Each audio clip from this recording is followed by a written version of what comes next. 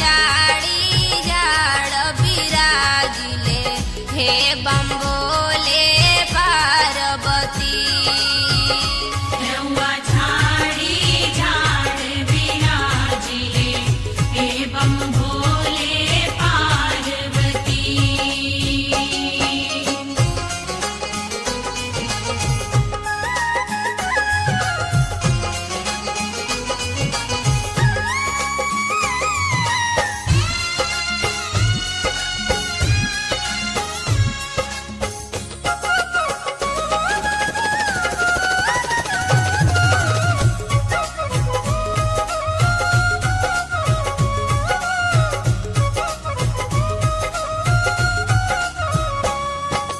अक्षत चंदन बेला के पाती गिरिजा पूजन चली।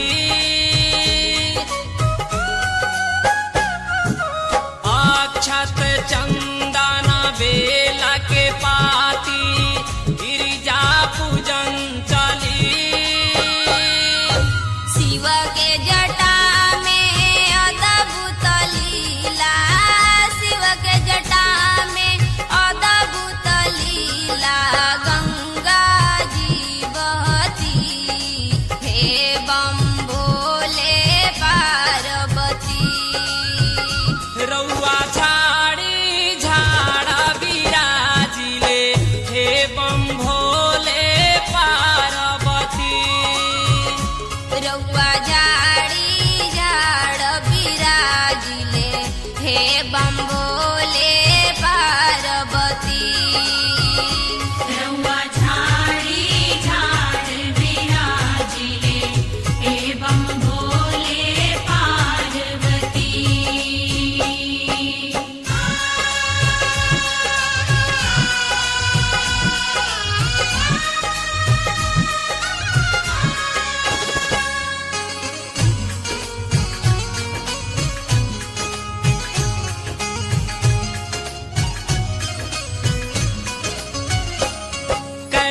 कैलासपुरी से चला ले महादेवा गोकुल में ठहरी।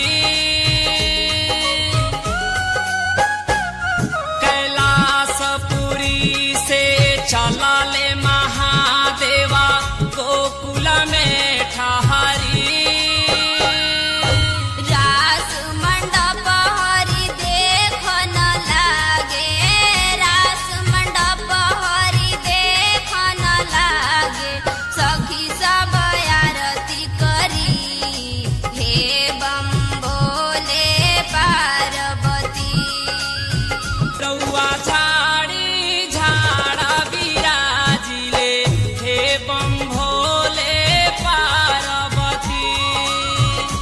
रउआ झाड़ी झाड़ विराजिले हे बम भोले पार्वती। रउआ झाड़ी झाड़ विराजिले हे बम भोले पार्वती।